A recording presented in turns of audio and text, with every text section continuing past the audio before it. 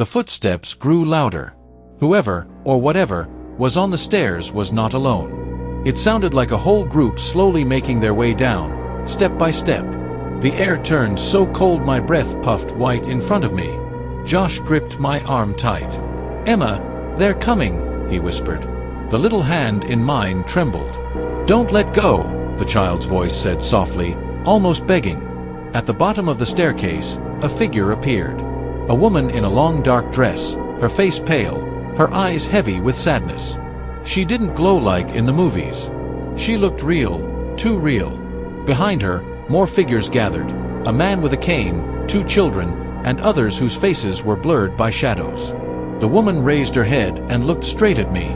My chest tightened as if her eyes pinned me in place. "Please," she said, her voice echoing from both far away and right beside me. "Please help us." Josh pulled me closer. "Help with what?" he asked, his voice shaking. The woman lifted her hand and pointed toward the mirror behind us. Its glass had turned black again, but dozens of faces now pressed against it like people trapped under ice. The mirror quivered, humming low like a faraway train. "Open what was closed," she said. "Say the names. Set us free." Josh shook his head. "We don't know your names," he whispered. The woman's face flickered with hope and sorrow at once. "Remember them. Say them, or we will walk forever." Before I could ask more, the piano in the front parlor crashed, 3 loud, broken notes. The sound shook the floor. The woman turned her head sharply, fear flashing in her eyes. From above us, the footsteps changed. No longer careful or steady, they thundered down, heavy and angry. The banister creaked. The air pressed hard against my chest like invisible hands. The little hand tugged mine. "It's coming," the child's voice whispered. "The one who keeps the names. The one who doesn't want us freed." Josh yanked my arm. "Run, Emma." "No." But the shadow at the top of the stairs leaned forward, stretching long across the wall, and rushed down faster than anything human, straight toward us. The shadow stormed down the staircase, swallowing the dim light as it moved. It wasn't shaped like the others. It was taller, twisted, its edges rippling like smoke. Its steps made the wood groan as if the whole house feared its weight. Josh shoved me toward the front door. "Go!" he shouted. But the door rattled in its frame, locked tight, though no one had touched it. The little hand in mine pulled hard, dragging me away from the door and back toward the mirror. "No, not that way," the child's voice cried. "It will catch you." The woman in the long dress stood still at the bottom of the stairs, her face full of sorrow. "Don't let it take you," she whispered. "Don't let it bind you like it bound us." The black shape reached the last step. I could hear its breathing now, deep, ragged, angry. The other spirits shrank back, melting into corners as if afraid. The little hand clung tighter to mine. Josh stepped in front of me, his fists clenched even though his whole body shook. "Stay away from her," he yelled. The shadow froze for a moment, then leaned its head toward him. Even though it had no face, I felt its eyes.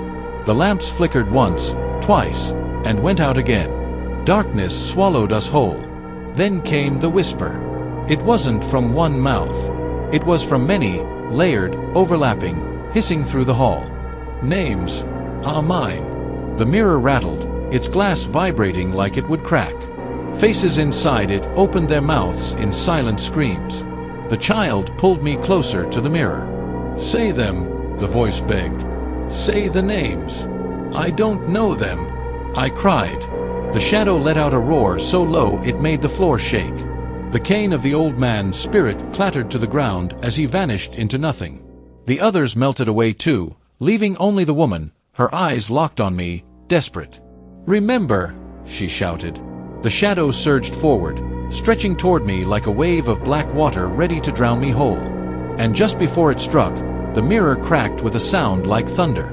A single name, written in fog, burned across the glass. "Chloe." The name glowed faintly on the glass, Zoe, before the fog letters began to drip downward like melting wax. The shadow froze mid-lunge, hissing like steam. Josh yanked me back. "What does that mean? Who's Chloe?" The woman in the long dress stepped forward. Her outline flickered, as if even she was scared to be seen. "She was one of us," she whispered. "A servant, a secret, a curse." The shadow shrieked, the sound piercing like nails against glass. The lamps exploded with sparks, plunging the hallway into near darkness. The mirror rattled again, cracks spreading like spiderwebs across its surface. More words began to scrawl in the mist, shaky but clear. "Margaret, William,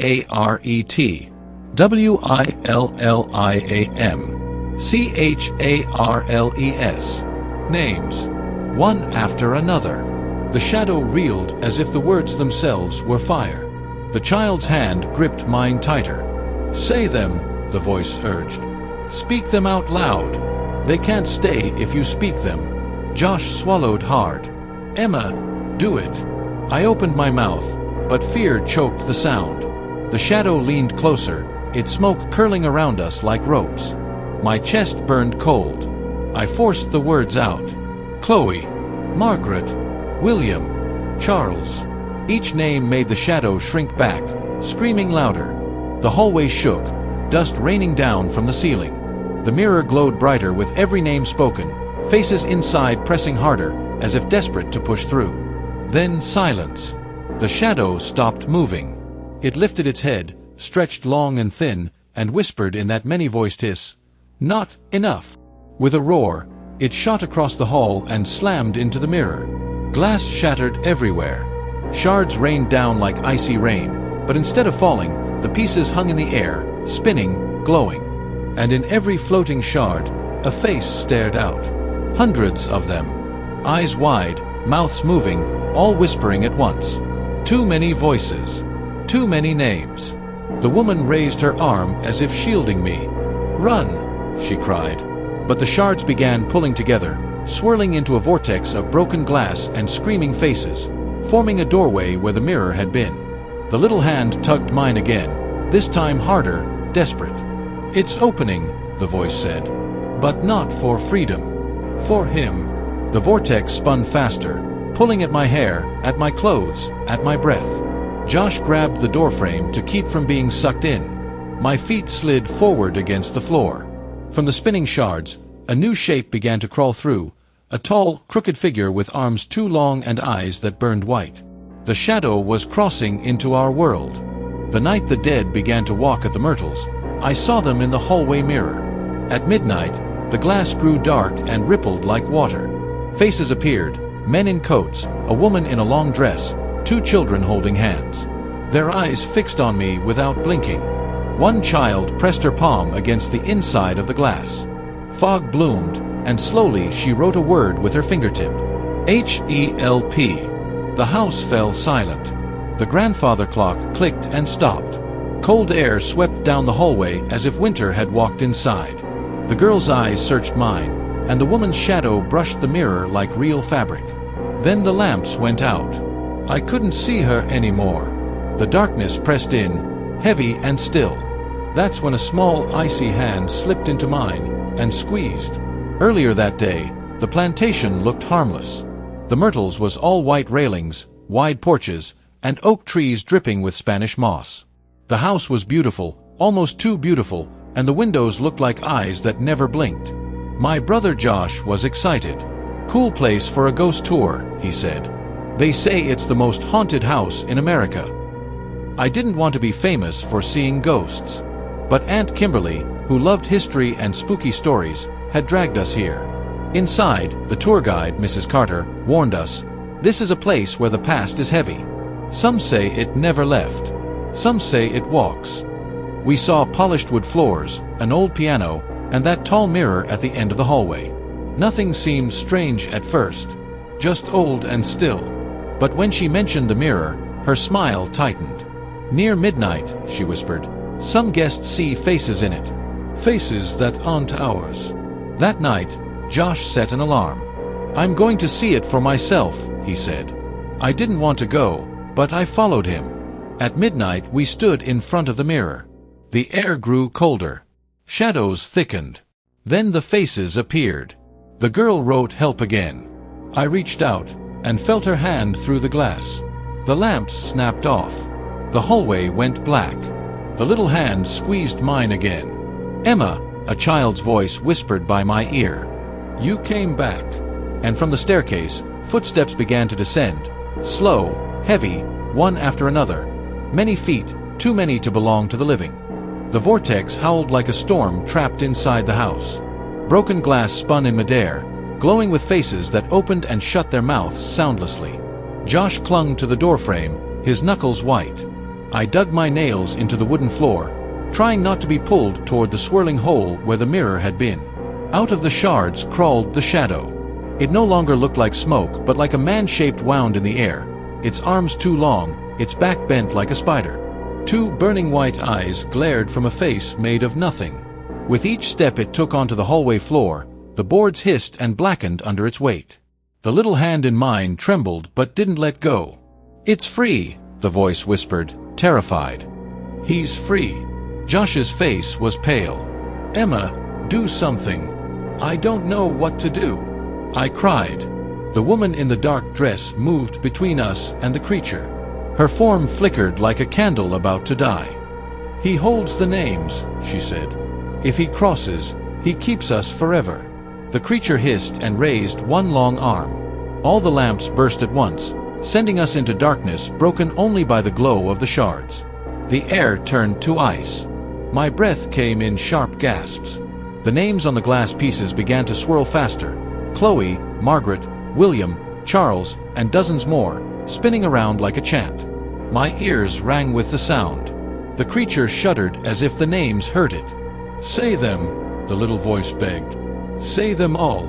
I can't see them," I shouted. The child's hand guided mine to one glowing shard, then another. The names flared inside my head, like someone was whispering them straight into my ear. I started to repeat them, one after another, my voice shaking but growing louder with each name. Chloe, Margaret, William, Charles. Josh joined in, his voice hoarse. Chloe, Margaret, William, Charles. With every name spoken, the creature stumbled backward, shrieking, its body flickering between shadow and smoke. The woman in the dress straightened, her face suddenly fierce. "Keep going," she cried. "Do not stop." The vortex's pull grew stronger, sucking at everything, loose papers, bits of dust, even the cold air itself. The creature's arms flailed as the names struck it like invisible blows. It reached for me with a claw of shadow. I shouted the last name that burned into my mind. "Nathaniel." A thunderclap cracked through the hall. The shards of glass shot upward like birds scattering. The vortex roared and folded inward, pulling the creature with it. Its white eyes widened, its hiss twisting into a scream that seemed to shake the bones of the house. The woman's lips moved, but I couldn't hear her words over the noise. She raised her hand once more in a gesture that could have been blessing or goodbye. With one final shriek, the creature was yanked backward into the spinning shards. The vortex slammed shut with a sound like a door slamming at the bottom of a deep well. The hallway fell silent. The glass pieces dropped to the floor, no longer glowing, just broken mirror on the wooden boards. The faces were gone.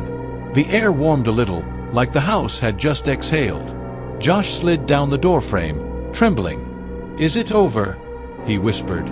I looked down at my empty hand. The little cold fingers that had clung to mine were gone. Only warmth remained, faint and fading. From somewhere far inside the house came a soft sound, a child's laugh, thin and echoing. Then the rocking chairs on the porch began to creak slowly, though no wind blew outside. The woman's voice drifted faintly from nowhere and everywhere at once. "You opened the door. But some doors do not close."